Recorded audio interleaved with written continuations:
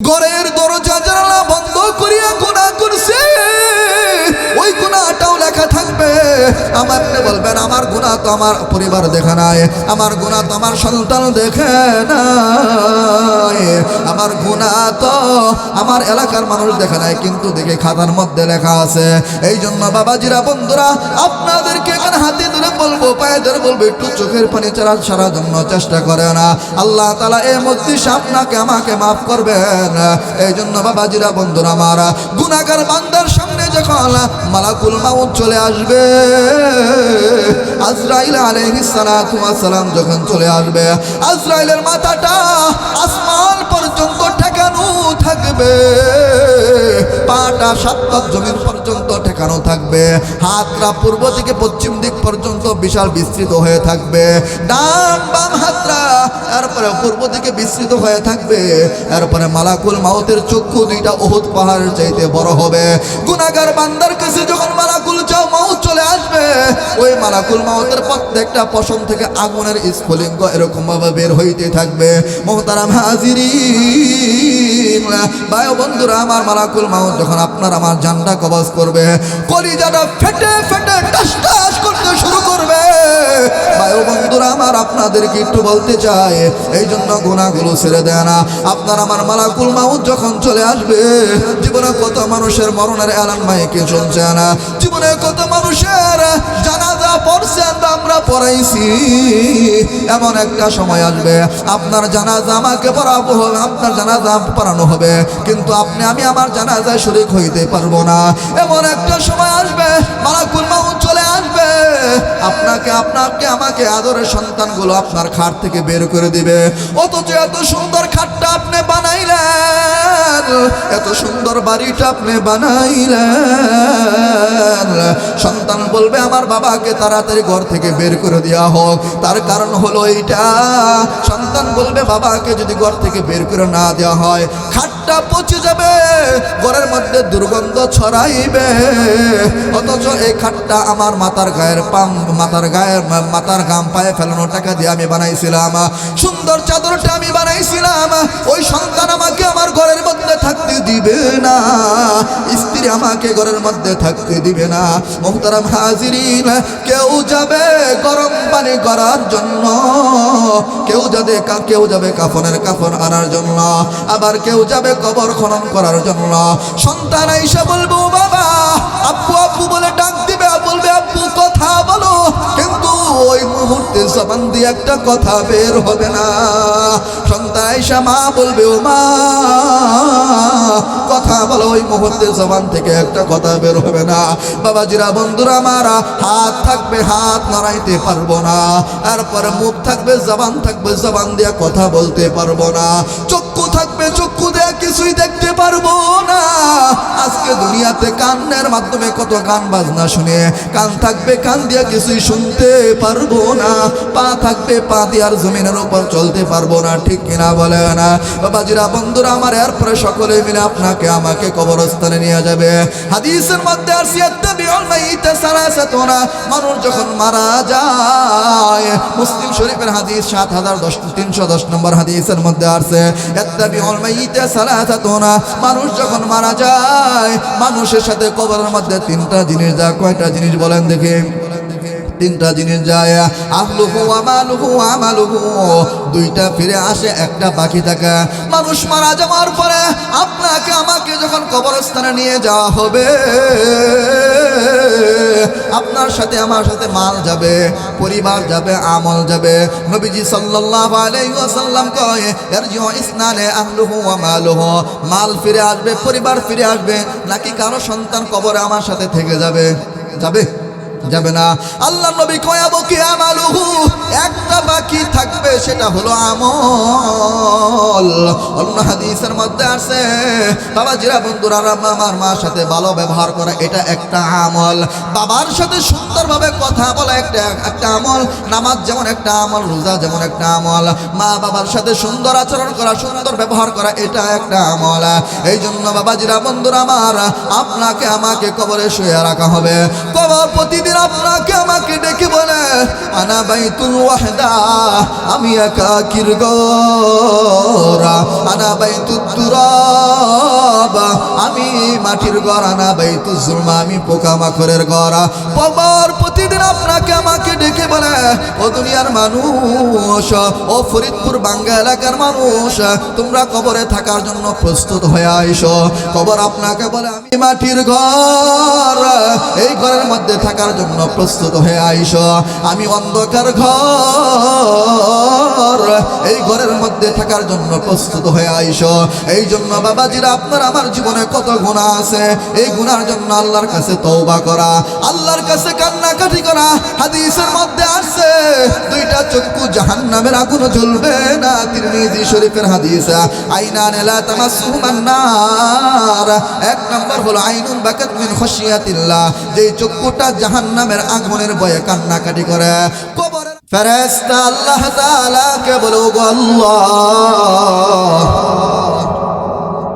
এই প্রাইমারি স্কুলের মাঠে যে মাহফিল হচ্ছে, এখানে কিছু বান্দারা বসে বসে, কিছু যুবক বান্দারা আছে, কিছু পাকা দাড়িওয়ালা মুরব্বীরা আছে, কিছু পাকা দাড়িওয়ালা মুরব্বীরা আছে, যারা বসে বসে ইউসাব্বিহুনাল্লাহ, আপনার তাসবিহ পাঠ করে, সুবহানাল্লাহ বলে, ওয়া ইউকাব্বিরুনাল্লাহ,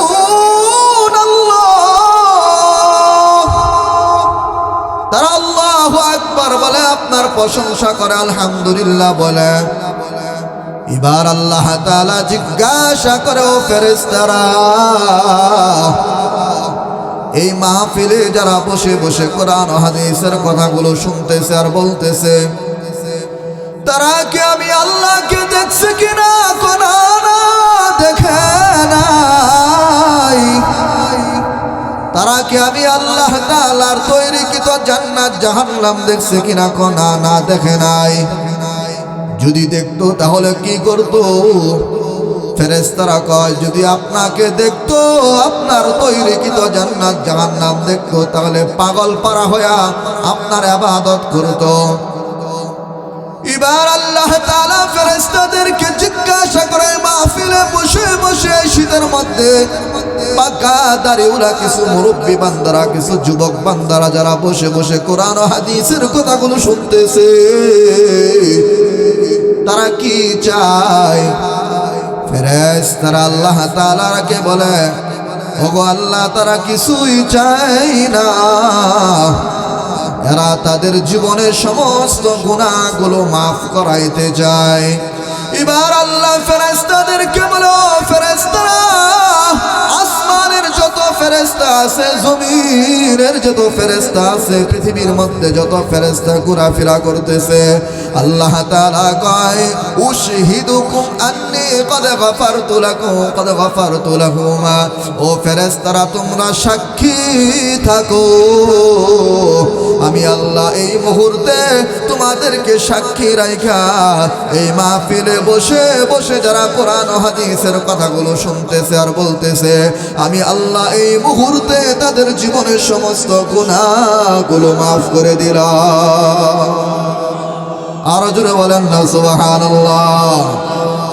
আপনার আমার জীবনে গুনাহ আছে কিনা বলেন? গুনাহ আছে কিনা? গুনাহ মাফ করানোর প্রয়োজন আছে কিনা? এই জন্য এখনো যারা এদিক সেদিক ঘোরাফেরা করতেছে, তাদের কাছে উদারত আহ্বান জানাবো, এটা গুনাহ মাফের মজলিস, চলে আসেন। এমন হতে পারে ফজর নাও পড়তে পারেন, আপনার নামে মাইকে এলান করা হবে অমুক দুনিয়া থেকে চলে গেছে। দোকানপাটে অনেক লোক দেখে আসছি, আপনাদের হাতে ধরে পায়ে ধরে বলি চলে আসেন এই মাহফিল, গুনাহ মাফ হবে। বুখারী শরীফের হাদিস বলছি, 6408 নম্বর হাদিস, খুলে দেখবেন বিশ্বাস না হলে। আমি আপনাদের সামনে মহাগ্রন্থ আল কোরআনুল কারীমের সূরা হাশরের 8 নম্বর আয়াতে কারিমা তেলাওয়াত করছি।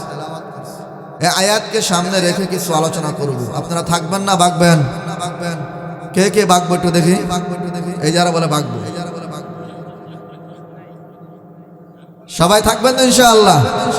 আচ্ছা, না বুঝা বলছে, না বুঝা বললে আল্লাহ মাফ করে দেবেন ইনশাআল্লাহ। সবাই থাকবো তো ইনশাআল্লাহ? একটু হাতটা উঠাই দেখি, একটু তাকবীর দেয়, আল্লাহু আকবার। আর আওয়াজ করে আল্লাহু আকবার। কোরআন সুন্নাহর আলো, কোরআন সুন্নাহর আলো, ঘরে বাইরে যা আলো। কোরআন সুন্নাহর আলো কোথায় জ্বালো? ঘরে বাইরে সব জায়গায় জ্বালো, সব জায়গায়। এখন ঘরের মধ্যে জ্বললো, কিন্তু বাইরে আইসা আপনি গাঁজা খাইলেন, তাড়াতাড়ি হলো না। এই জন্য কোরআন সুন্নাহর আলো সব জায়গায় জ্বলতে হবে, ঠিক কিনা বলেন? আপনারা থাকবেন তো ইনশাআল্লাহ? আল্লাহ তাআলা বলে, মা আতাকুমুর রাসূল ফাখুযু। তোমাদের নবী মুহাম্মদুর রাসূলুল্লাহ সাল্লাল্লাহু আলাইহি ওয়াসাল্লাম তোমাদের কাছে যাহা কিছু নিয়ে আসে এগুলোকে তোমরা আঁকড়িয়ে ধরো। ওয়ামা নাহাকুম আনহু ফান্তাহু। আর রাসূল যেটাকে নিষেধ করছে এটাকে বর্জন করো। কয়টা কথা বললাম? দুইটা কথা। রাসূল যেটা মানতে বলছে সেটা মানবো, যেটা নিষেধ করছে সেটা বর্জন করব। এবার আসেন, সামনে নির্বাচন। সামনে কি? আমরা আমাদের সামনে অনেক প্রার্থী উপস্থিত হবে। সাধারণভাবে যে প্রার্থী আসবে, প্রার্থীর চরিত্র আখলাক সম্পর্কে যদি আমাদের জানা থাকে তাহলে তাকে ভোট দিতে সহজ হয়, ঠিক কিনা বলেন? রাসূল বলছেন কি, তোমরা আল্লাহ বলছেন রাসূলের আদর্শ মানো। স্বাভাবিকভাবে আমরা যার অনুসরণ করব, অনুকরণ করব, তার ব্যাপারে যদি জানা থাকে সে কেমন লোক, তাহলে তার কথা মানতে, তার আদর্শ মানতে সহজ হয়, ঠিক কিনা বলেন? নির্বাচনে ভোট দিব, যে আসবে তার ব্যাপারে যদি আমার ভালো ধারণা থাকে, লোকটা ভালো, আমার সাথে ভালো আচরণ করে, ভালো ব্যবহার করে, তাহলে তাকে ভোট দিতে আমি আগ্রহী হব, ঠিক কিনা বলেন? এই জন্য আমাদের নবীর আদর্শ আমরা মানব। নবীর আদর্শ মানার সাথে নবী কেমন ব্যক্তি ছিলেন যদি তার ব্যাপারে আমাদের একটু ধারণা থাকে, তাহলে নবীর আদর্শ মানতে আমাদের জন্য সহজ হবে, ঠিক কিনা বলেন? আপনারা জানেন আমাদের মা বোনরা যখন গর্ভবতী হয় তখন তাদের বমি বমি ভাব হয়, হয় কিনা বলেন? আরো জোরে বলেন, হয় কিনা? বমি হয়, বমি বমি ভাব হয়, টক খায়, চোখা খায়, এটা থামাইতে হয়। আল্লাহর নবীর মার নাম হলো আমেনা রাদিয়াল্লাহু তাআলা আনহা। মার নাম কি? আরো জোরে বলেন, নাম কি? অনেকে মুসলমান কিন্তু নবীর মার নাম জানে না। নবীর মার নাম কি? সকলে বলেন আওয়াজ দিয়ে, আরো জোরে বলেন, নবীর মার নাম কি? আমেনা। আমেনা রাদিয়াল্লাহু তাআলা আনহা বলেন,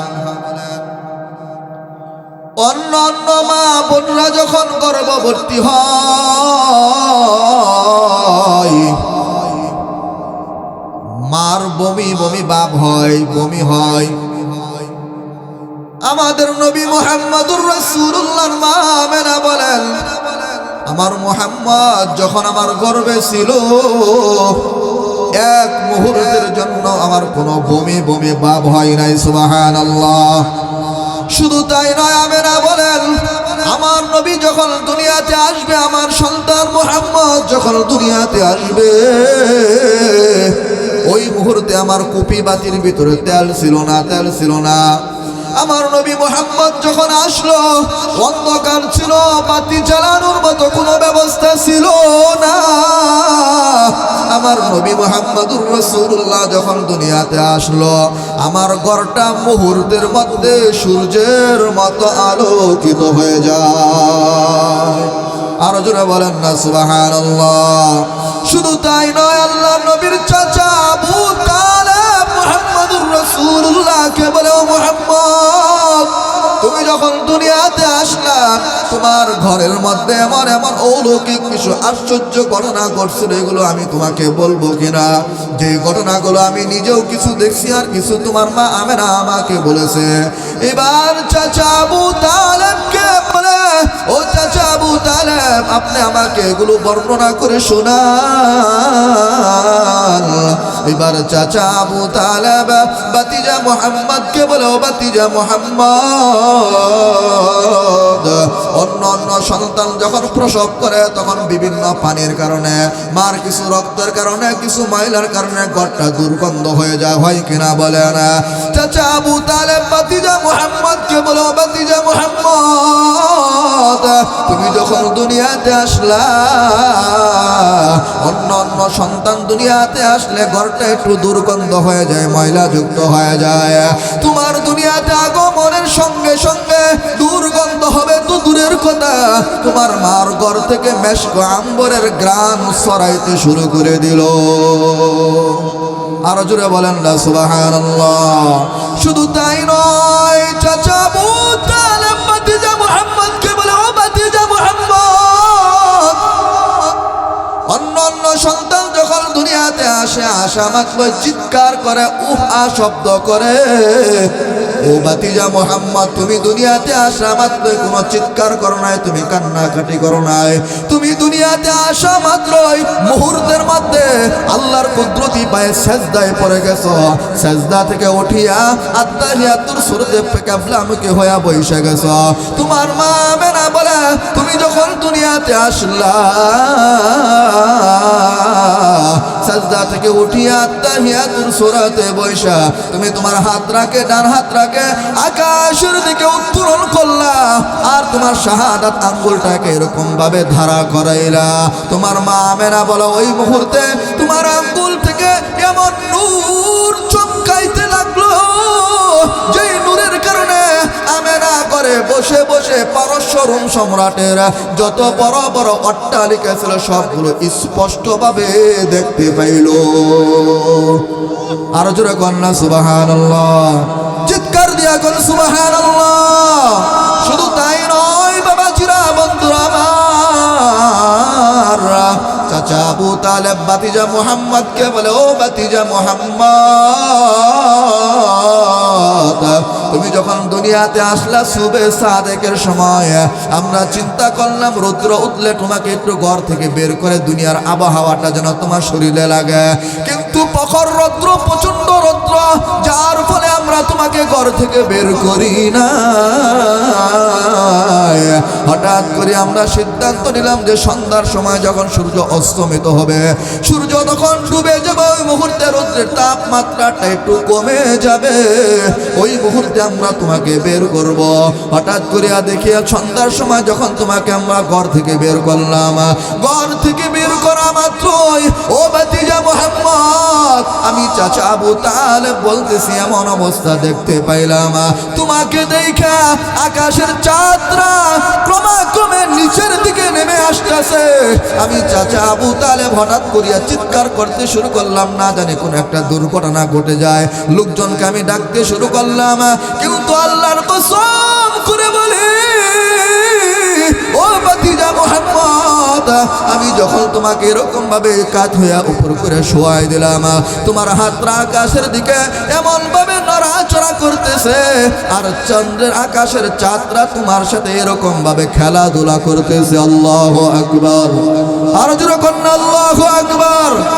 ও ফখরে জাহা, ফখরে জামা, ফখরে উমামবুদ, ও ফখরে জাহা, ফখরে জামা, ফখরে উমামবুদ, ও আহাদ বেমিম শাহে লৌহে কলম হাই, ओ अहद बेमीम शहे लौहे कलम हाय, या रब मेरे आँखों में समा जाए मदीना, या रब मेरे आँखों में समा जाए मदीना, मुद्दत से मेरे दिल में तमन्नाए मदीना, मुद्दत से मेरे दिल में तमन्नाए मदीना, मैं दूर हो मजबूर हो ऐ सैयद आलम, मैं दूर हो मजबूर हो ऐ सैयद आलम, दीदार दिखाते नहीं आवाज सुना दो,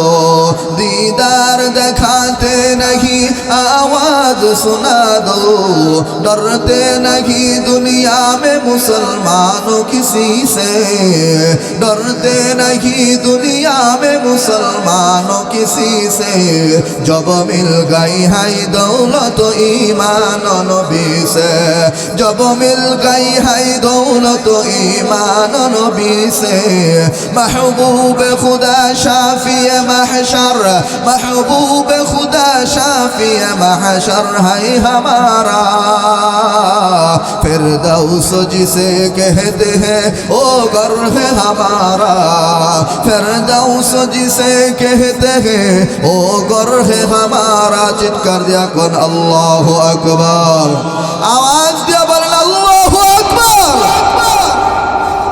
আর একটু চলবে না শেষ করবো, আর একটু চলবে। আমাদের নবী মুহাম্মদুর রাসূলুল্লাহ সাল্লাল্লাহু আলাইহি ওয়াসাল্লামের সৌন্দর্যের ব্যাপারে যদি বলতে চাই, ও বাবাজিরা মুরব্বিরা, আপনারা জানেন পয়গম্বর ইউসুফ নবীর চেহারা দেখে মিশরের মহিলারা তাদের হাতকে কেটে ফেলছিল।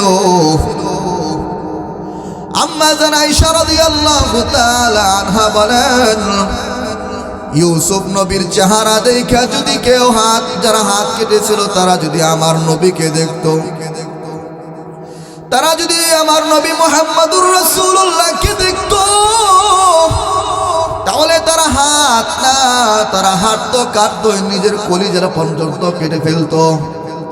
বাবাজিরা বন্ধুরা আমার, আল্লাহ তাআলা সৌন্দর্যকে 100 ভাগ করছেন, 100 ভাগ করে 99 ভাগ আল্লাহর কাছে রাখছেন। আর এক ভাগকে 2 ভাগ করে 1 ভাগ দিয়েছেন পয়গম্বর ইউসুফ নবীকে, আর 1 ভাগ দিয়েছেন তামাম দুনিয়ার সমস্ত মানুষকে ছিটাইয়া ছিটাইয়া। এরপরও ফেসবুকে দেখে আমরা পাগল হয়ে যাই, ঠিক কিনা বলেন?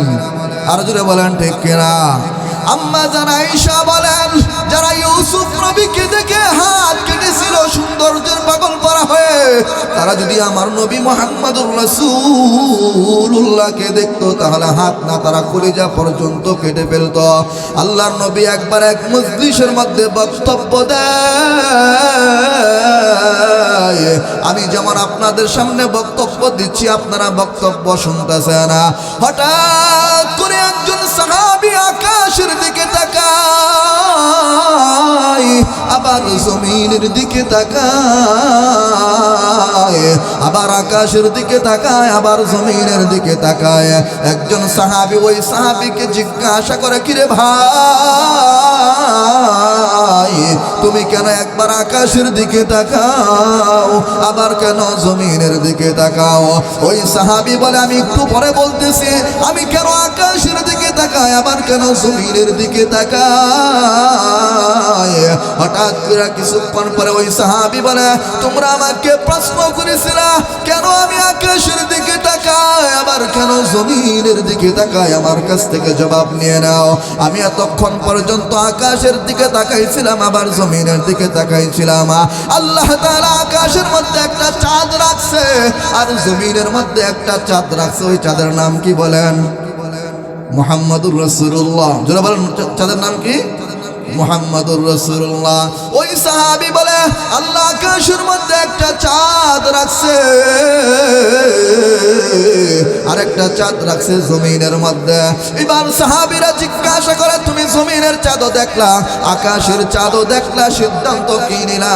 ওই সাহাবী বলে, আমি যতবার আকাশের দিকে আকাশের চাঁদের দিকে তাকাইলাম আবার যতবার চাঁদের জমিনের চাঁদের দিকে তাকাইলাম, সিদ্ধান্ত নিতে বাধ্য হইলাম আকাশের চাঁদের মধ্যে কোনো না কোনো দাগ দেখা যায়, জমিনের চাঁদ মুহাম্মদুর রাসূলুল্লাহর চেহারার মধ্যে কোনো ধরনের দাগ পাওয়া যায় না।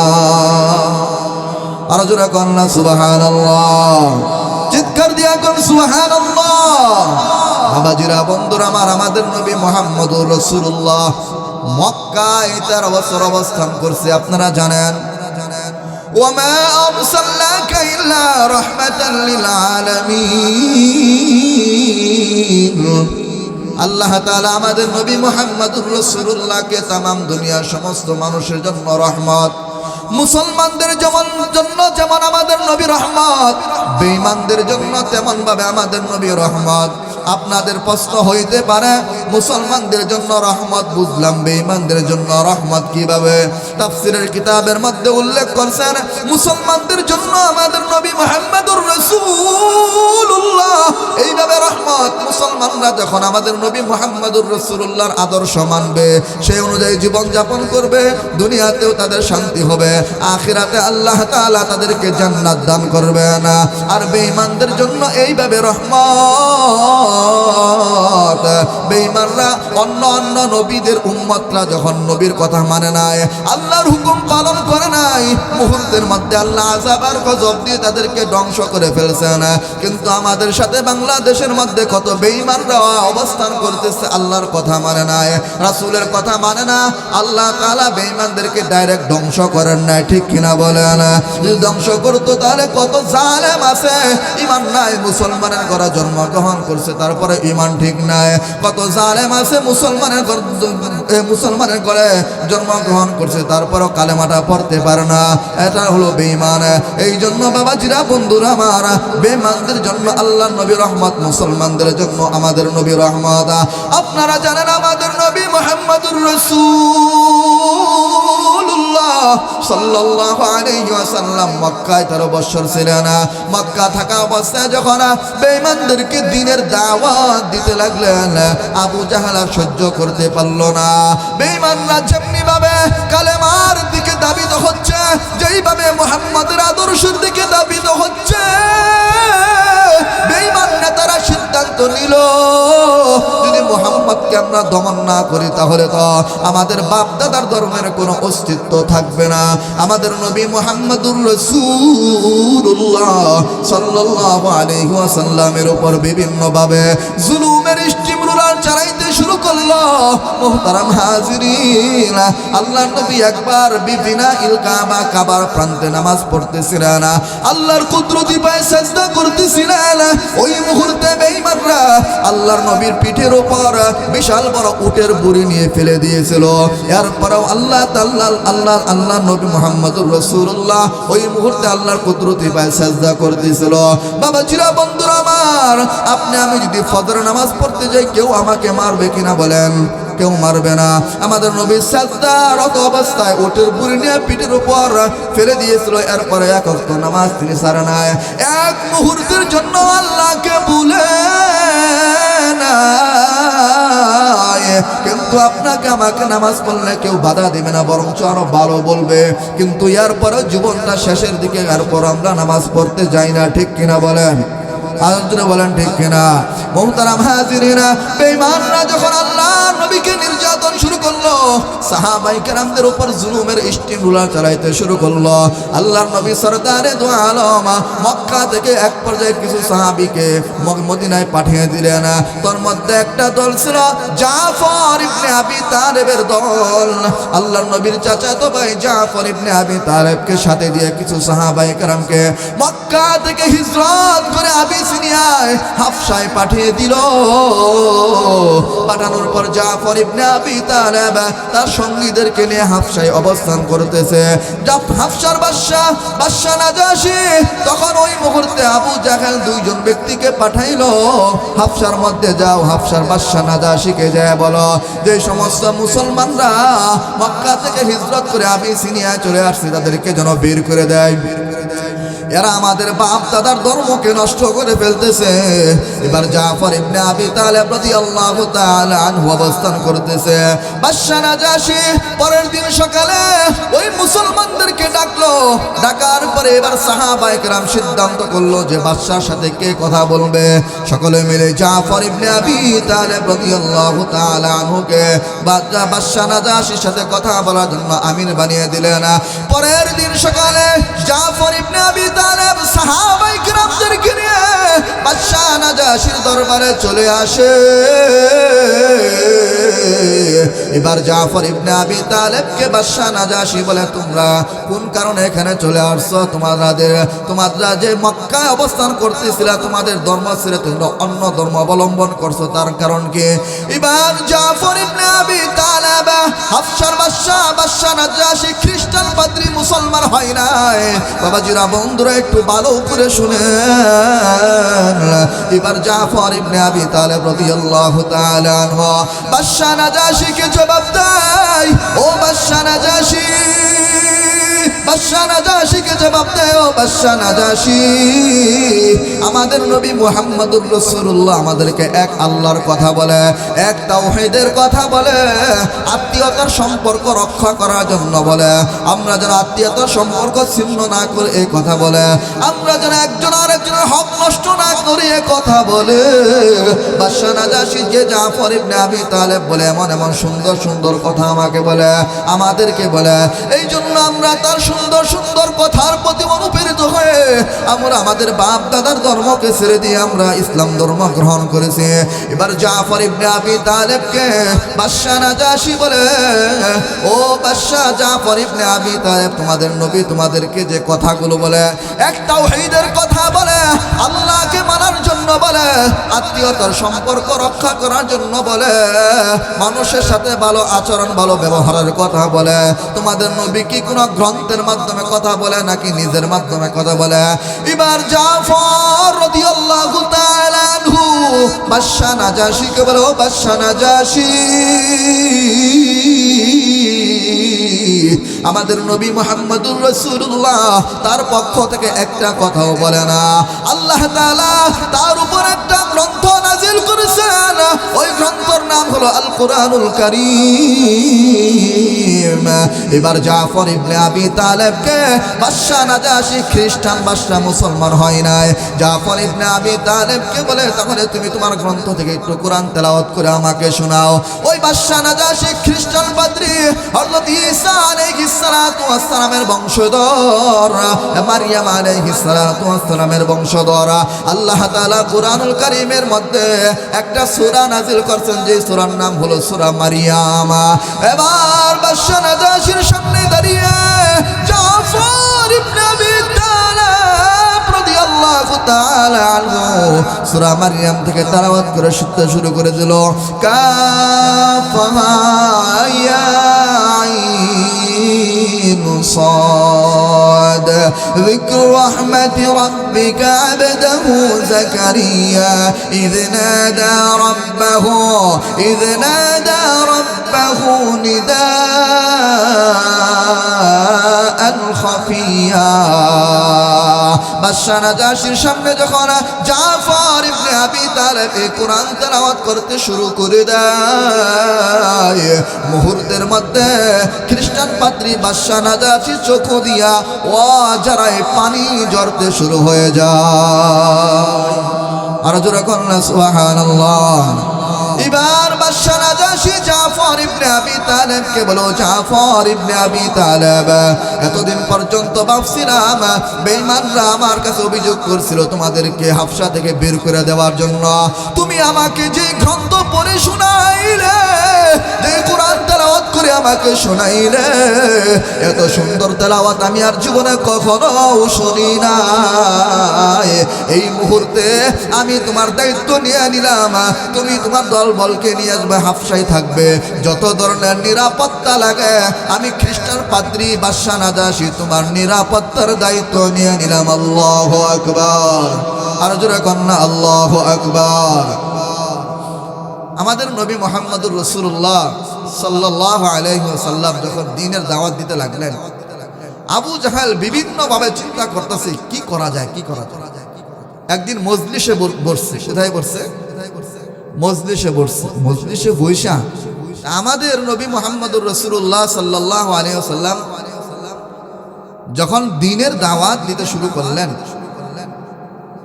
ওই মুহূর্তে বেঈমানরা চিন্তা করলো, যদি মুহাম্মদকে আমরা দমন না করি তাহলে তো আমাদের বাপ দাদার ধর্মের কোনো অস্তিত্ব থাকবে না, ঠিক কিনা বলেন? সন্ধ্যার পরে তারা মজলিসে বসলো যে মুহাম্মদকে কিভাবে দমন করা যায়। ঘরের দরজা বন্ধ করিয়া তারা পরামর্শ করতেছে। হঠাৎ করে একজন পাকা দাড়িওয়ালা মুরব্বী জুব্বা টুপি লাগাইয়া রুমে আঘাত করতেছে, দরজা খোলো। দরজা খুলছে, আপনি কে? আমি তোমাদের লোক। তোমরা যে সিদ্ধান্তের জন্য বর্ষ, ওই সিদ্ধান্ত নিয়ে আমিও আসছি। ওই সময় মানুষের সুরত ধারণ করতে পারতো শয়তান। ওই লোকটা মূলত কে? শয়তান। শয়তান। এবার এক একজনও পরামর্শ দেয় যে মুহাম্মদকে আমরা রাতের আধারে কোনো গর্তে ফেলে দেব। আবার আরেকজন বলে আমরা আমাদের দেশ থেকে তাড়িয়ে দেব। ওই মুরব্বী, যে মুরব্বীরা শয়তানের রূপ ধারণ করে, মানুষের রূপ ধারণ করে ঢুকছিল শয়তানরা, সে বলে না না, তোমাদের সিদ্ধান্ত হয় না। এবার বলে লিডার আবু জাহেল, তুমি বলো কি করা যায়। আবু জাহেল কয় মুহাম্মদকে যদি দমন করতে হয় ব্যবস্থা একটাই, তাকে হত্যা করতে হবে। নাউজুবিল্লাহ। এবার শয়তান মুরব্বী কয় আমিও তোমার সাথে একমত। এতক্ষণ যারা বলছে এগুলো কথা হয় নাই, মুহাম্মদকে হত্যা করতে হবে। কিভাবে হত্যা করা যায়? রাত্রেবেলা আমরা তার ঘরের সামনে ঘেরাও করব, ঘর থেকে বের হবে, আমরা তাকে হত্যা করে ফেলব। সবাই সিদ্ধান্ত নিল। সিদ্ধান্ত নেওয়ার পরে এবার চিন্তা করলো কোন রাত্রে? অমুক রাত্রে। রাত্রেবেলা গেছে। আল্লাহ তাআলা আমাদের নবীকে জানিয়ে দিয়েছেন وَإِن كَادُوا لَيَسْتَفِزُّونَكَ مِنَ الْأَرْضِ لِيُخْرِجُوكَ مِنْهَا وَإِذًا لَّا يَلْبَثُونَ خِلَافَكَ إِلَّا قَلِيلًا।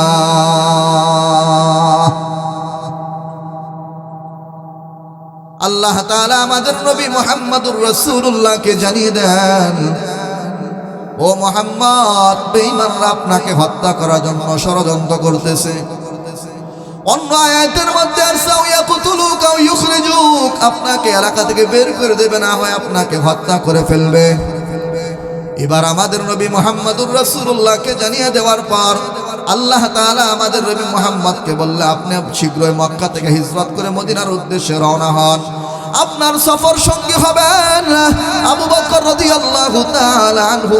এবার আল্লাহর নবী সরদারে দু জাহান পয়গম্বর আরবি সাল্লাল্লাহু আলাইহি ওয়াসাল্লাম আবু বকরকে বললেন, আবু বকর, রাত্রে বেলা আমি মক্কা থেকে হিজরত করে মদিনার উদ্দেশ্যে রওনা হব, আপনি আমার সফর সঙ্গী হবেন। এবার আবু বকর রাদিয়াল্লাহু তাআলা আনহু আল্লাহর নবীর কাছে চলে আসলো।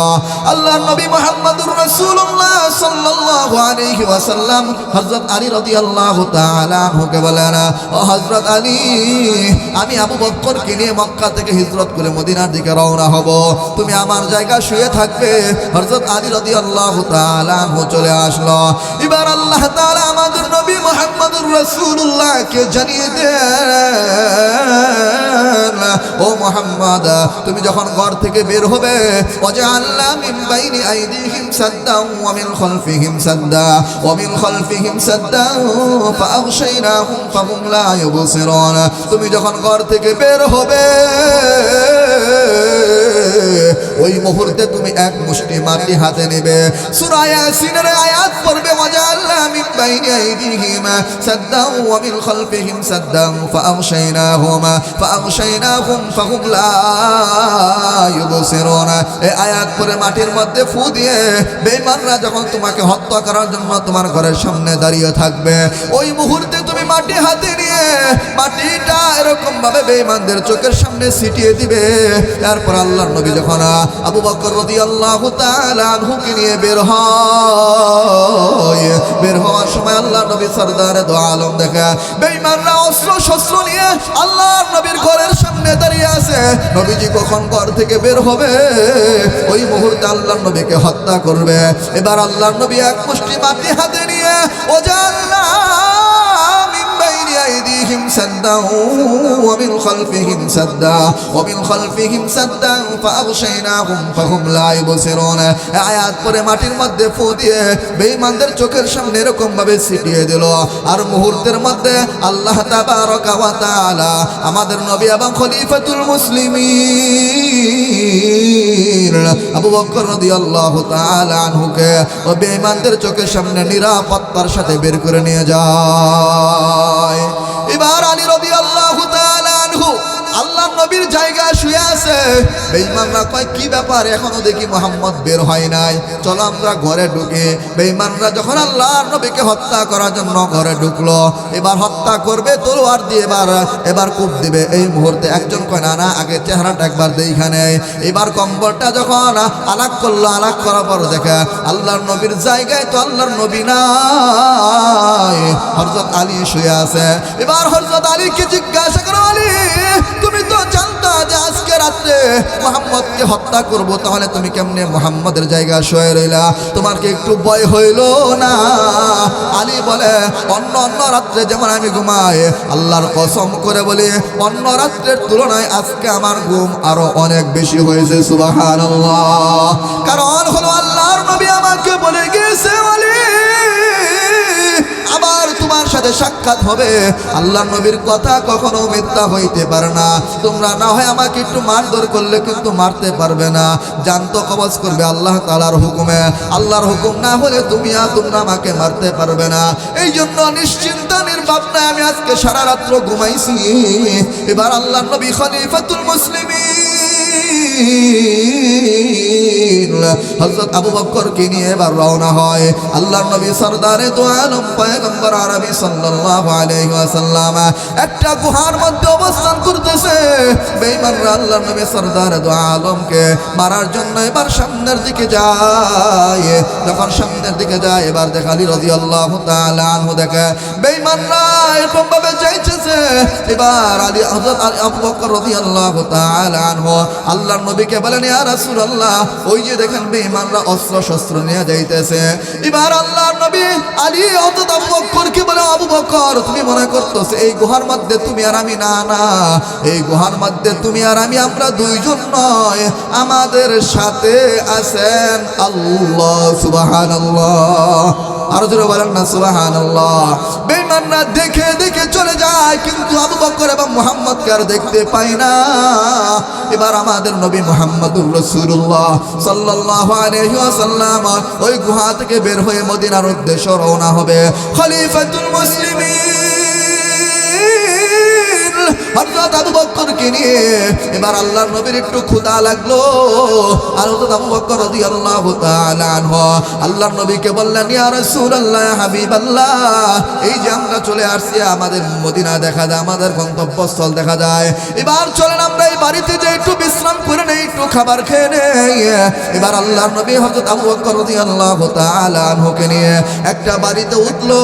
উঠার পরে দেখে ওই বাড়ির মধ্যে কোনো পুরুষ নাই, একজন মহিলা আছে। ওই মহিলা আবু বকর এবং খলিফাতুল মুসলিমিন আবু বকর এবং আল্লাহর নবীকে দেখে এবার কি কর্তব্য বিমূঢ় হয়ে পড়ল। এবার আবু বকর রাদিয়াল্লাহু তাআলা আনহু ওই মহিলাকে ডাক দেয়া বলল, তোমার ঘরে কোনো খাবার আছে কিনা? মহিলা কয়, না না, আমার স্বামীও আমার বাড়িতে নাই, কেউ নাই, বিন্দু পরিমাণ মেহমানদারি করবো যে এই ব্যবস্থা নাই। মেহমান তো যেমন তেমন মেহমান না, যেমন তেমন মেহমান, আমাদের বাংলাদেশের রাষ্ট্রপতির মতো মেহমান, পৃথিবীর অন্য কোনো রাষ্ট্রপতির মতো মেহমান, তাম দুনিয়ার সবচেয়ে বড় মেহমান মুহাম্মদুর রাসূলুল্লাহ এবং আবু বকর রাদিয়াল্লাহু তাআলা আনহু দুইজন লোক। ওই মহিলাটা কিং কর্তব্য বিমূঢ় হয়ে পড়ছে, কি করব, এত দামি মেহমান আমার বাড়িতে আসছে, আর ভবিষ্যতে আসবে কিনা, একটু মেহমানদারি করবো, মেহমানদারির মতো ব্যবস্থা নাই। লজ্জিত হয়ে পড়ছে খলিফাতুল মুসলিমিন আবু বকর বলে, লজ্জিত হওয়ার কোনো কারণ নাই, তুমি লজ্জিত হয় না। এবার ওই মহিলা এত দামি মেহমান তো আমার বাড়িতে আর কখনো আসবে না, এই জন্য আমি চিন্তা করতেছি একটু মেহমানদারি করবো, মেহমানদারি করার মতো ব্যবস্থা না। ওদিক দিয়ে আল্লাহর নবীর ক্ষুধা, হযরত আবু বকর রাদিয়াল্লাহু তাআলা আনহুর ক্ষুধা লাগছে। এবার আল্লাহর নবী সরদারে দু আলম আবু বকরকে বলো, আবু বকর, ওই যে দেখা একটা জীর্ণ শীর্ণ একটা দুর্বল একটা বকরি দেখা যায়, ও বকরিটা নিয়ে আসো। ওই মুহূর্তে ওই মহিলা বলে, আবু বকর, এই বকরির বলান থেকে এক ফোঁটা দুধও বের হয় না, একেবারে জীর্ণ শীর্ণ বকরি, আজকে কয়েক মাস যাবত এক ফোঁটা দুধও ওই বকরির উলান থেকে বের হয় না। এবার আল্লাহর নবী খলিফাতুল মুসলিমিন আবু বকরকে বলে, আবু বকর, দুধ বের না হোক, এরপরে তুমি ওই বকরিটা নিয়ে আসো। আবু বকর রাদিয়াল্লাহু তাআলা আনহু যখন ওই বকরিটা নিয়ে আসলো, আল্লাহর নবী আবু বকরকে বলে, আবু বকর এই মহিলাকে বলো দুইটা পাত্র আনার জন্য। মহিলা দুইটা পাত্র নিয়ে আসলো। আল্লাহর নবী ওই বকরিটাকে এরকম ভাবে উপর করে শোয়াই দিল। শোয়ানোর পরে আল্লাহর নবী ওই বকরির উলানে হাত দিল। ওই বকরির উলান থেকে বৃষ্টির মতো দুধ বের হইতে শুরু হয়ে যায়। আর জোরে কন্যা সুবহানাল্লাহ। দুই পাত্র আনছে, দুই পাত্রটা একবারে ভরপুর হয়ে যায়। এবার আল্লাহর নবী সরদারে দো আলম কিছু দুধ পান করলো এবং আবু বকর রাদিয়াল্লাহু তাআলা আনহু পান করলো। আল্লাহর নবী আবু বকরকে বলে, আবু বকর তুমি পান করার পরে যতটুকু থাকবে ওইটুকু এই মহিলাকে পান করতে বলো। এই মহিলা পান করার পরে যা থাকবে বাকিটুকু তার স্বামী আয়েশা পান করবে। সুবহানাল্লাহ। দেখেন এক ফোঁটা দুধ বের হয় না, হাত দিছে সঙ্গে সঙ্গে দুধ বের হয়ে গেছে। চিৎকার দিয়ে কোন সুবহানাল্লাহ। এবার আল্লাহর নবী সরদারে দু জাহান পয়গম্বর আরবি সাল্লাল্লাহু আলাইহি ওয়াসাল্লাম আবু বকরকে নিয়ে মদিনার উদ্দেশ্যে রওনা হয়। এবার মদিনার ছোট ছোট বাচ্চারা, মদিনার মানুষগুলো এবার আল্লাহর নবীকে দেখার জন্য অপেক্ষামান। সকলে জানতে পারছে মক্কা থেকে হিজরত করে মদিনায় একজন ব্যক্তি আসতেছে। তিনি যেমন তেমন ব্যক্তি না, সরদারে দো আলম পয়গম্বর আরবি সাল্লাল্লাহু আলাইহি ওয়াসাল্লাম। কেউ কেউ আল্লাহর নবীকে দেখার জন্য গাছে উঠে থাকে, আবার কেউ কেউ আল্লাহর নবীকে দেখার জন্য বাড়ির ছাদের উপর উঠে থাকে, অপেক্ষা করতেছে। অপর দিকে বাচ্চারা গান গায়। বাবাজিরা বন্ধুরা, আমি সংক্ষেপে বলতেছি। মুহতারাম হাজিরিন, আল্লাহর নবী সরদারে দো আলম যখন একটু মদিনায় পৌঁছলো, এরপর আল্লাহর নবীর একজন সাহাবী, তিনি তখনও মুসলমান হয় নাই, যার নাম হলো আব্দুল্লাহ ইবনে সালাম রাদিয়াল্লাহু তাআলা আনহু। ওই আব্দুল্লাহ ইবনে সালাম আল্লাহর নবীকে দেখার জন্য গাছের উপর উঠেছিল। আব্দুল্লাহ ইবনে সালাম যখন দেখতে পাইলো আল্লাহর নবী মক্কা থেকে হিজরত করে মদিনায় চলে আসছে, এই মুহূর্তে আব্দুল্লাহ ইবনে সালামের ফুফি গাছের নিচে ছিল। আব্দুল্লাহ ইবনে সালাম আল্লাহর নবীর আগমনের কারণে গাছ থেকে বেয়ে না নামে হঠাৎ করে লাফ দিয়ে দৌড়াইয়া আল্লাহর নবীর কাছে চলে গেছে। এবার আল্লাহ আব্দুল্লাহ ইবনে সালামের ফুফি সে কয়, কি আব্দুল্লাহ ইবনে সালাম তুমি নাকি গাছ থেকে বেয়ে নামবা, বেয়ে না নামে তুমি গাছ থেকে লাফ দিলা, তুমি কি ব্যথা পাও না? আব্দুল্লাহ ইবনে সালাম কয়, না না, আপনার সাথে কথা পরে বলবো, আমি আমার নবী মুহাম্মদকে দেখে আসি। এবার আব্দুল্লাহ ইবনে সালাম যায়, দেখে আমাদের নবী মুহাম্মদুর রাসূলুল্লাহ সাল্লাল্লাহু আলাইহি ওয়াসাল্লাম মানুষদের সাথে বক্তব্য দিচ্ছে। এবার আব্দুল্লাহ ইবনে সালাম কয়, মুহাম্মদ যখন বক্তব্য দিচ্ছিল আমি শুনতেছিলাম, মুহাম্মদের জবান থেকে কথা না কেমন জানি মনি মুক্তা বের হচ্ছে। সুবহানাল্লাহ। আব্দুল্লাহ ইবনে সালাম কয়, আমি যখন মুহাম্মদের চেহারাটা দেখতে পাইলাম, আমি একজন খ্রিস্টান ব্যক্তি হয়ে এই কথা বায়াকে দয়া সিদ্ধান্ত নিতে বাধ্য হইলাম যে মুহাম্মদের চেহারা কোনো মিথ্যাবাদীর চেহারা হইতে পারে না। এবার আব্দুল্লাহ ইবনে সালামের ফুফি জিজ্ঞাসা করে, কি ব্যাপার, তুমি কি কোনো ব্যথা পাও নাই? আব্দুল্লাহ ইবনে সালাম কয়, না না, আমি যখন গাছ থেকে লাফ দিয়ে নামছি আমি এটা বুঝতেই পারি নাই যে গাছ থেকে লাফ দিয়ে নামছি। গাছ থেকে লাফ দিয়ে নেমে যখন আমি দৌড়াইয়া মুহাম্মদের কাছে গেলাম, আমি বিন্দু পরিমাণও ব্যথা অনুভব করে নাই। সুবহানাল্লাহ। আব্দুল্লাহ ইবনে সালাম আল্লাহর নবীকে দেখার পরে বলে, ইয়া রাসূলুল্লাহ, ইয়া হাবিবাল্লাহ, আপনার কাছে আমার দুইটা প্রশ্ন, যদি দুই প্রশ্নের জবাব আপনি আমাকে দিতে পারেন তাহলে এই মুহূর্তে আমি আপনার হাতে হাত রেখে কালেমা পড়ে মুসলমান হয়ে যাইব। এবার আব্দুল্লাহ ইবনে সালাম আল্লাহর নবীকে বলেন, ইয়া রাসূলুল্লাহ, ইয়া হাবিবাল্লাহ, আপনার কাছে এক নম্বর প্রশ্ন হলো জান্নাতের প্রধান খাবার কি হবে? দুই নম্বর প্রশ্ন হলো সন্তান যখন দুনিয়াতে আসে, কোন সন্তান মার মতো হয়, কোন সন্তান বাবার মতো হয়, হয় কিনা বলেন? আব্দুল্লাহ ইবনে সালাম বলে, যদি কার মতো হয়, বাবার মতো কেন হয়, মার মতো কেন হয় যদি বলতে পারেন, এবং জান্নাতের প্রধান খাবারটা কি হবে যদি বলতে পারেন, তাহলে আমি কালেমা পড়ে মুসলমান হয়ে যাইব। আল্লাহ নবী নিশ্চুপ হয়ে গেলেন। আব্দুল্লাহ ইবনে সালাম কয়, কি ব্যাপার, কথা কন না কেন? নবীজি কয়, তুমি যে বলতেছো, আমি তো আমার পক্ষ থেকে কোনো কথা বলি না, জিবরাইল আমিন উত্তর নিয়ে আসবে, তারপরে আমি তোমাকে বলবো। সুবহানাল্লাহ। এবার কিছুক্ষণ পরে আল্লাহ নবী আব্দুল্লাহ ইবনে সালামকে বলেন, আব্দুল্লাহ ইবনে সালাম, তুমি আমার আমাকে দুইটা প্রশ্ন করেছিল। এক নম্বর প্রশ্ন হলো জান্নাতের খাবার কি হবে, প্রধান খাবার কি হবে? জবাব নিয়ে দাও আব্দুল্লাহ ইবনে সালামকে। মুহাম্মদুর রাসূলুল্লাহ বলে, আব্দুল্লাহ ইবনে সালাম, জান্নাতের প্রধান খাবার হবে কাবিদুল হুদ, জিয়াদাতু কাবিদুল হুদ, মাছের কলিজা ভুনা হবে জান্নাতের প্রধান খাবার। সুবহানাল্লাহ, আর জোরে কন্যা সুবহানাল্লাহ। দুই নম্বর প্রশ্ন কি লক্ষ্য করছিল? সন্তান যখন দুনিয়াতে আসে, কোন সন্তান মার মতো হয়, আবার কোন সন্তান বাবার মতো হয়। তার কারণ কি? আল্লাহর নবী আব্দুল্লাহ ইবনে সালামকে জবাব দেয়, ও আব্দুল্লাহ ইবনে সালাম, যে পন্থা বা যে পদ্ধতি অবলম্বন করলে সন্তান আসে, মা বাবা যখন ওই পন্থা বা পদ্ধতি অবলম্বন করে, এরপরে যে জিনিসটার মাধ্যমে সন্তানের রূপ ধারণ করে, একটা বীর্যের মাধ্যমে, একটা নাপাক বস্তুর মাধ্যমে সন্তান রূপ ধারণ করে, মা বাবা যখন মিলন করে, ওই মুহূর্তে মাটা এবং বাবারটা যুদ্ধ করতে থাকে। যারটা জয় লাভ করে সন্তান তার রূপ ধারণ করে। যদি মাটা জয় লাভ করে তাহলে সন্তান মার মতো হয়, মার চেহারার মতো হয়। আর যদি বাবারটা রূপ ধারণ, বাবারটা জয় লাভ করে, তাহলে সন্তান বাবার মতো হয়। চিৎকার দিয়া কোন সুবহানাল্লাহ, আর জোরে কোন না সুবহানাল্লাহ। ও ফখরে জাহাঁ, ফখরে জামা, ফখরে মাহমুদ, ও ফখরে জাহাঁ, ফখরে জামা, ফখরে মাহমুদ, ও আহাদ বেমিম শাহে লৌহে কদম হায়, ও আহাদ বেমিম শাহে লৌহে কলম হায়। চিৎকার দিয়া কোন আল্লাহু আকবার, আর জোরে বলেন আল্লাহু আকবার। আমাদের প্রধান মেহমান, আপনাদের প্রধান মেহমান চলে আসছে ইনশাল্লাহ। এই যে গাড়ি দেখেন, অল্পক্ষণের ভিতরে চলে আসবে ইনশাল্লাহ। হুজুর আশা রাখবেন তো ইনশাল্লাহ? আমি চালাবো তো ইনশাল্লাহ, নাকি না উঠবেন? আর একটু চলবে ইনশাআল্লাহ। আমি আপনাদের সামনে মহাগ্রন্থ আল কোরআনুল কারীমের একটা আয়াত পড়ছিলাম। আল্লাহ তাআলা বলেছেন, মা আতাকুমুর রাসূল, রাসূল তোমাদেরকে যাহা কিছু বলে এগুলো তোমরা আঁকড়িয়ে ধরো, এগুলো তোমরা কি করো? আঁকড়িয়ে ধরো।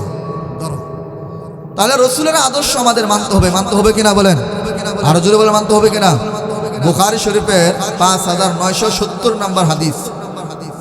একজন সাহাবী আল্লাহর নবীকে বলেন, সাআলতুন নাবিয়্যা সাল্লাল্লাহু আলাইহি ওয়াসাল্লাম, আল্লাহর নবীকে বললেন, ইয়া রাসূলুল্লাহ, ইয়া হাবিবাল্লাহ, আইয়ুল আমালি আহাব্বু ইলাল্লাহ, আল্লাহ তাআলার কাছে সবচাইতে পছন্দের আমল কোনটা? আল্লাহর নবী বললেন, আসসালাতু আলা ওয়াক্তিহা, আল্লাহ তাআলার কাছে সবচাইতে পছন্দের আমল হলো তিনটা। এক নম্বর হলো আসসালাতু আলা ওয়াক্তিহা, সময় মতে নামাজ পড়া। দুই নম্বর হলো বিররুল ওয়ালিদাইন, পিতা মাতার খেদমত করা। ও বাবাজিরা, বন্ধুরা আমার, এখানে আমরা যারা আছি অনেকের মা নাই, অনেকের বাবা নাই, অন্ধকার কবরে শুয়ে আছে কিনা বলে না? আবার অনেকের মা বাবা জীবিত আছে। আল্লাহ নবী বলেন বিররুল ওয়ালিদাইন, আল্লাহ তাআলার কাছে সবচেয়ে পছন্দের আমল হলো তিনটা। এক নম্বর হলো আসসালাতু আলা ওয়াক্তিহা, সময় মতে নামাজ পড়া। দুই নম্বর হলো বিররুল ওয়ালিদাইন, পিতা মাতার খেদমত করা। বাবাজিরা, বন্ধুরা আমার, আমরা যারা আছি পিতা মাতার খেদমত করব কিনা? আপনাদেরকে সংক্ষেপে একটা ঘটনা শোনাই। আল্লাহ নবীর একজন সাহাবী হযরত আলকামা রাদিয়াল্লাহু তাআলা আনহু, এই আলকামা এমন একজন সাহাবী ছিল যার জীবনে কোনো নামাজের ব্যাপারে কোনো কমতি নাই, যিনি কোনো দান সদকার ব্যাপারে কোনো কৃপণতা করে নাই, এবং ভালো মানুষের সাথে ভালো আচরণের ব্যাপারে কোনো কৃপণতা করে নাই। ওই আল্লাহর নবীর সাহাবী আলকামা রাদিয়াল্লাহু তাআলা আনহু যখন একটু মৃত্যু সজ্জায়, ওই মুহূর্তে সাহাবায়ে কেরাম তাকে কালেমা তালকিন করার জন্য চেষ্টা করে। আল্লাহর নবীর সাহাবী আলকামাকে বারবার বলে পড়ো লা ইলাহা ইল্লাল্লাহ, কিন্তু আলকামার জবান থেকে লা ইলাহা ইল্লাল্লাহ বের হয় নাই। এবার বেলাল রাদিয়াল্লাহু তাআলা আনহু দৌড়ায় আল্লাহর নবীর কাছে যায়, বলে ইয়া রাসূলুল্লাহ, ইয়া হাবিবাল্লাহ, আপনার এই সাহাবী আলকামা রাদিয়াল্লাহু তাআলা আনহুকে মৃত্যু সজ্জায় আমরা বারবার কালেমা পড়ানোর জন্য বলতেছি, কিন্তু আলকামা কালেমা পড়তে পারতেছে না। এবার আল্লাহর নবী সাহাবায়ে কেরামদেরকে বলল, বেলাল, আলকামার মা জীবিত আছে কিনা? হ্যাঁ, আলকামার মা জীবিত আছে। আলকামার মাকে আমার দরবারে ডেকে আনো। আলকামার মাকে যখন ডেকে আনা হলো, আল্লাহর নবী আলকামার মাকে বললেন, ও গো আলকামার মা, নবী আলকামা তোমার সন্তান আলকামা কেমন? আলকামার মা আল্লাহর নবীকে বললেন ইয়া রাসূলুল্লাহ হাবিবাল্লাহ আমার আলকামা 5 ওয়াক্ত নামাজ পড়ে কোনো অসুবিধা নাই, আমার আলকামা তাহাজ্জুদের নামাজ পড়ে কোনো অসুবিধা নাই, আমার আলকামা দান সদকা করে কোনো অসুবিধা নাই, মানুষের সাথে ভালো ব্যবহার করে ভালো আচরণ করে কোনো অসুবিধা নাই, কিন্তু আমার আলকামা আমাকে দেখাশোনা করে না, আমার সাথে ভালো আচরণ করে না, ভালো ব্যবহার করে না। আলকামা রাদিয়াল্লাহু তাআলা আনহার মার কথা শুনে আল্লাহর নবী সাহাবায়ে কেরামদেরকে বললেন ও সাহাবায়ে কেরাম কিছু লাকড়ি এখানে নিয়ে আসো। এরপর আলকামা রাদিয়াল্লাহু তাআলা আনহার মা আল্লাহর নবীকে বললেন ইয়া রাসূলুল্লাহ আপনি লাকড়ি দিয়ে কি করবেন? নবীজি বললেন ও আলকামার মা এই লাকড়ির মধ্যে আগুন জ্বালাবো আর আলকামাকে পুড়ে ছারখার করে দেব। আলকামার মা কয় ইয়া রাসূলুল্লাহ হাবিবাল্লাহ আলকামা আমাকে যত কষ্ট দেখ আমি মা হিসাবে আমার সামনে আমার আলকামা জ্বলে পুড়ে ছারখার হয়ে যাবে, এটা আমি বরদাস্ত করতে পারবো না। এবার নবীজি সাল্লাল্লাহু আলাইহি ওয়াসাল্লাম আলকামার মাকে বলে আলকামার মা তুমি যদি তাকে মাফ না করো এই দুনিয়ার আগুন কি কঠিন, এর চাইতে কঠিন হবে জাহান্নামের আগুন। এই আলকামার মাকে আল্লাহ নবী বললেন ও আলকামার মা তোমার সন্তান জাহান্নামের আগুনে পড়বে তুমি যদি তাকে মাফ না করো। আলকামার মা আল্লাহ নবীকে বললেন ইয়া রাসূলুল্লাহ ইয়া হাবিবাল্লাহ আমি এই মুহূর্তে আলকামাকে মাফ করে দিলাম। আল্লাহর নবী বেলালকে বলে ও বেলাল ও সালমান যাও এবার যে আলকামাকে মৃত্যুর তালকিন দাও। এরপরে বেলাল রাদিয়াল্লাহু তাআলা আনহু আলকামা রাদিয়াল্লাহু তাআলা আনহু এরপরে সালমান ফারসি রাদিয়াল্লাহু তাআলা আনহু দৌড়ায় আলকামাকে যা বলে আলকামা এবার পড়ো লা ইলাহা ইল্লাল্লাহ। সঙ্গে সঙ্গে আলকামার জবান থেকে লা ইলাহা ইল্লাল্লাহ বের হতে শুরু হয়ে গেল সুবহানাল্লাহ। এই জন্য বাবাজিরা বন্ধুরা আমার হাতে ধরে বলবো পায়ে ধরে বলবো এখানে যারা আছি যাদের মা বাবা জীবিত আছে কখনো মরণ আগ পর্যন্ত মা বাবাকে কষ্ট দেব না। বাবাজিরা বন্ধুরা আমার আজকে এই মজলিসের মধ্যে আমরা যারা হাজির হয়েছি আমাদের অনেকের গুনাহ আছে, এমন গুনাহ করেছি ভাই যে গুনাহ আমার সন্তান দেখে নাই, আমার মা দেখে নাই, আমার বাবা দেখে নাই, আমার পাড়া প্রতিবেশী দেখে নাই, অথচ আল্লাহ তাবারাকা ওয়া তাআলা সূরাতুল কাহাফের 49 নম্বর আয়াতের মধ্যে বলেন মালি হাযাল কিতাব লা ইউগাদিরু সগীরাতাও ওয়ালা কাবীরা। আপনার আমার কণা থেকে কণা পরিমাণ গুনাহটা খাতার মধ্যে লেখা থাকবে। ঘরের দরজা জানালা বন্ধ করিয়া গুনাহ করছে ওই গুনাহটাও লেখা থাকবে। আমার বলবেন আমার গুনাহ তো আমার পরিবার দেখে নাই, আমার গুনাহ তো আমার সন্তান দেখে নাই, আমার গুনাহ তো আমার এলাকার মানুষ দেখে নাই, কিন্তু দেখে খাতার মধ্যে লেখা আছে। এই জন্য বাবাজিরা বন্ধুরা আপনাদেরকে এখানে হাতে ধরে বলবো পায়ে ধরে বলবো একটু চোখের পানি ছাড়ার জন্য চেষ্টা করে না। আল্লাহ তাআলা এই মজলিস আপনাকে আমাকে মাফ করবেন।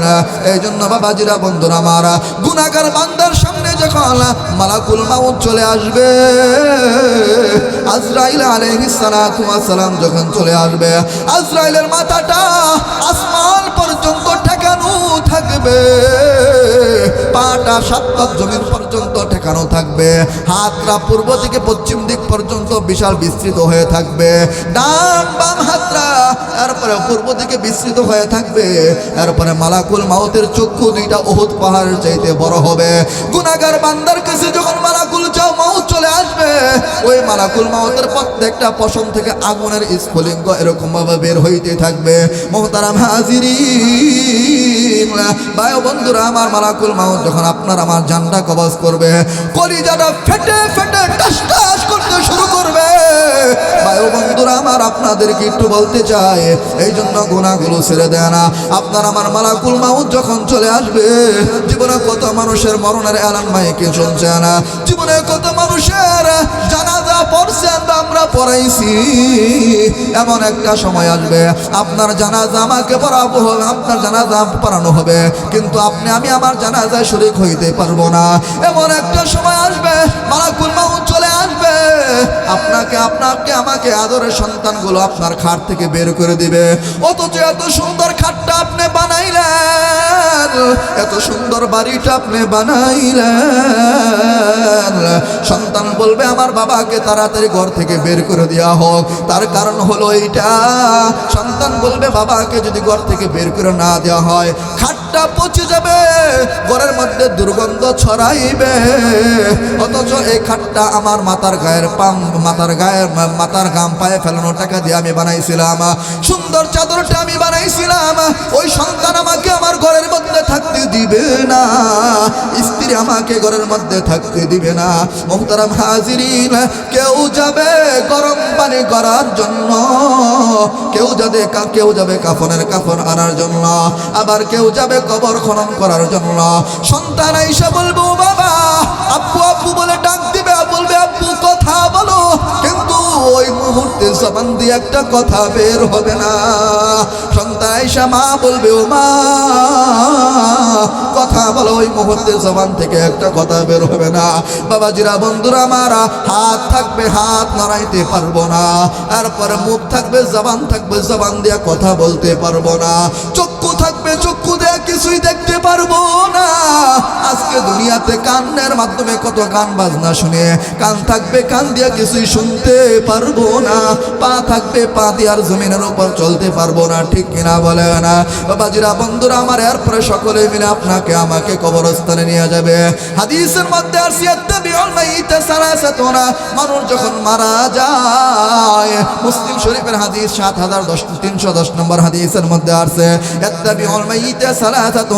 মানুষ যখন মারা যায়, মানুষের সাথে কবরের মধ্যে তিনটা জিনিস যায়। কয়টা জিনিস বলেন দেখি? তিনটা জিনিস যায়, আহলুহু আমালুহু আমালুহু, দুইটা ফিরে আসে, একটা বাকি থাকে। মানুষ মারা যাওয়ার পরে আপনাকে আমাকে যখন কবরস্থানে নিয়ে যাওয়া হবে, আপনার সাথে আমার সাথে মাল যাবে, পরিবার যাবে, আমল যাবে। নবীজি সাল্লাল্লাহু আলাইহি ওয়াসাল্লাম কয় ইয়ারজিউ ইসনানে আহলুহু ওয়া মালুহু, মাল ফিরে আসবে, পরিবার ফিরে আসবে, নাকি কারো সন্তান কবরে আমার সাথে থেকে যাবে? যাবে না। আল্লাহ নবী কয় আবকি আমালুহু, একটা বাকি থাকবে, সেটা হলো আমল।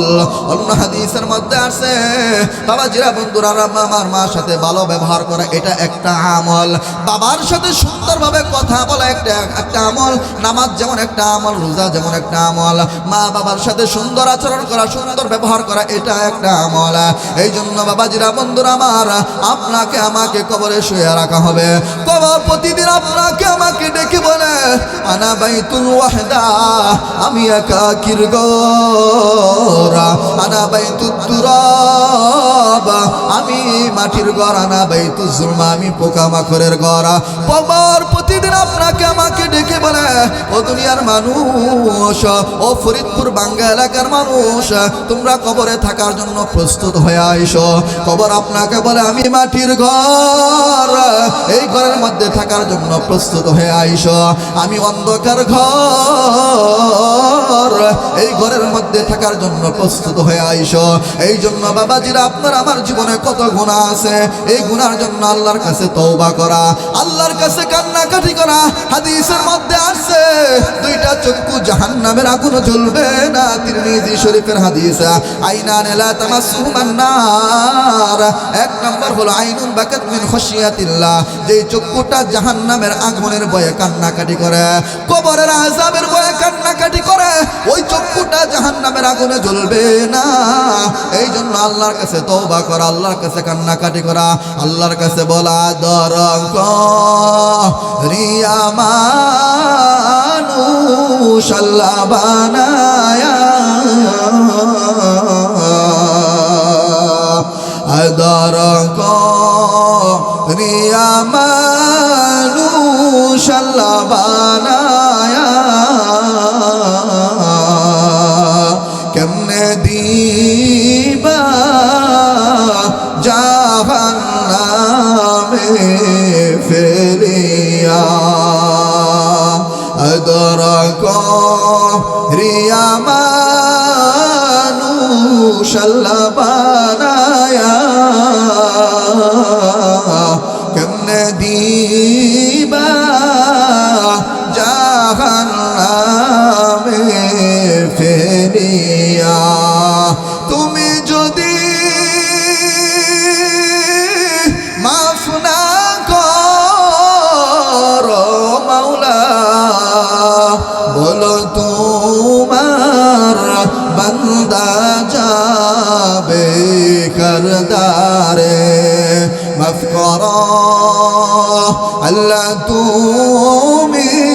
মাফ কর বান্দারে। আল্লাহর কাছে বল্লা দরক রিয়া মানুষ আল্লাহ বানায়া কেমনে দিবা জাহান্নামে ফেলিয়া। কান্দায়ো না কান্দায়ো না আল্লাহ হাসর বেলায়। কান্দায়ো না কান্দায়ো না আল্লাহ হাসর বেলায়। কান্দায়ো না কান্দায়ো না আল্লাহ কবরে। কান্দায়ো না কান্দায়ো না আল্লাহ ফুল সিরাতে।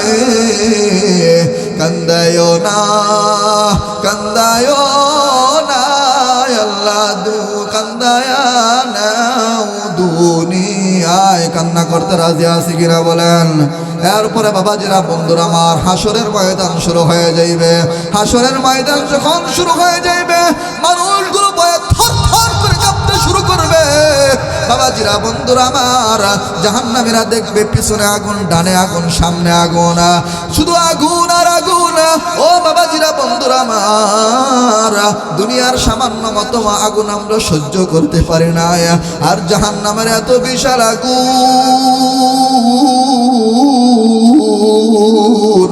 আমরা কেমন সহ্য করব? সামনে আগুন, পিছনে আগুন, ডানে আগুন, বামে আগুন, সমস্ত মানুষ খালি আনাফসি আনাফসি করতে থাকবে। নবীরা পর্যন্ত আনাফসি আনাফসি করতে থাকবে।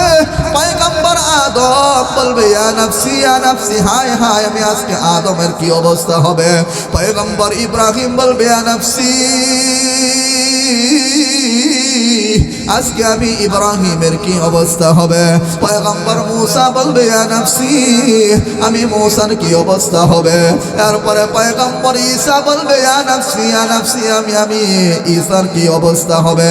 কিন্তু আপনার আমার নবী মুহাম্মদুর রাসূলুল্লাহ হঠাৎ করে আপনারা দেখতে পাইবেন ডানে আগুন, বামে আগুন, পিছনে আগুন। হঠাৎ করিয়া আমাদের নবী বলবে রব্বি হাবলি উম্মতি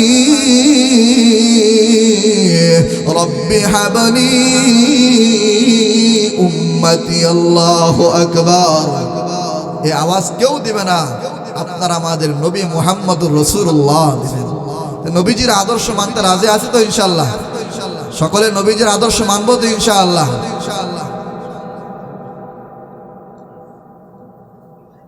হুজুর আসতেছে ইনশাআল্লাহ, চলে আসছে, এই যে আপনাদের মুহূর্তের মধ্যে চলে আসবে ইনশাআল্লাহ।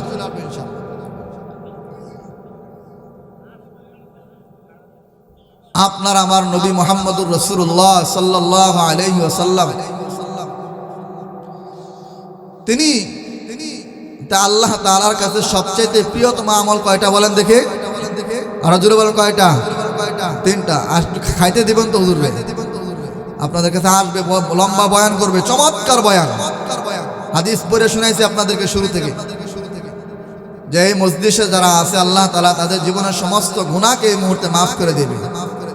গুনাহগুলো আমরা মোনাজাত না করে কেউ যাব না, কিন্তু ইনশাআল্লাহ মোনাজাত না করে আমরা কেউ যাব না। আজকের এই মাহফিল আগামীকালকে আর হবে না, আপনারা আমার জীবনে আগামী বছর নাও পাইতে পারেন। আজকের এই মাহফিল যিনি আয়োজন করছেন জনাব জামাল খালাসি, উনি অত্যন্ত একটা সুন্দর কাজ করছেন। আপনাদের মাজা ব্যথা হয়ে যাচ্ছে, আরে ভাই মাজা ব্যথা তো দুনিয়াতে হচ্ছে, কবরে কি করবেন? মাটি এমন ভাবে চাপ মারবে এক পাজরের হাড় আরেক পাজরে ঢুকে যাবে। উপায় আছে? হাসরের ময়দানে আপনার জন্য আমার জন্য আল্লাহ তাআলা 4 ধরনের সাক্ষী দ্বারা করবেন। কয় ধরনের সাক্ষী? 4 ধরনের সাক্ষী দ্বারা করবেন। 1 নম্বর সাক্ষী হলো জমিন। জমিন হাসরের ময়দানে আল্লাহ তাআলাকে বলবেন, ওগো আল্লাহ, এই মাহফিলে বসে বসে কিছু বান্দা কোরআন হাদিসের কথাগুলো শুনছে আর বলছে, আমি আল্লাহ তাআলা এদের ব্যাপারে সাক্ষী হয়ে গেলাম। আবার জমিন বলবে, আল্লাহ, দিয়া চলছে আর গুনাহ করেছে, আমি আল্লাহ তাআলা তাদের গুনার ব্যাপারে সাক্ষী হয়ে গেলাম। জমিন হবে 1 নম্বর সাক্ষী, 2 নম্বর সাক্ষী হবে ফেরেশতা। আল্লাহ তাআলা সূরাতুল ইনফিতরের 10, 11, 12 নম্বর আয়াতের মধ্যে বলেন, ওয়া ইন্না আলাইকুম লাহাফিজিন, ওয়া ইন্না আলাইকুম লাহাফিজিন কিরামান কাতিবিন। ফেরেশতারা সাক্ষী হয়ে যাবে, ফেরেশতা। আল্লাহ তাআলা সূরাতুল বনী ইসরাঈলের মধ্যে বলেন, ওয়া কুল্লা ইনসানিন আলজামনাহু তায়রাহু ফি উনুকিহি ওয়া নুখরিজু লাহু ইয়াওমাল কিয়ামাতি কিতাবান ইয়ালকাহু মানশুরা। আল্লাহ তাআলা কয়, হাসরের ময়দানে আপনার আমার কাদের ভিতরে একটা খাতা ঝুলন্ত আছে, খাতাটা বের করে দেওয়া হবে। আল্লাহ বলবেন, ইকরা কিতাবাক, তুমি তোমার আমলনামাটা পড়ো, কাফা বিনাফসিকাল ইয়াওমা আলাইকা হাসিবা, তুমি তোমার আমলনামার জন্য যথেষ্ট হয়ে যাইবে। 2 নম্বর সাক্ষী হবে ফেরেশতা, 3 নম্বর সাক্ষী হবে বাবাজিরা বন্ধুরা আমার, আপনার আমার অঙ্গ প্রত্যঙ্গ।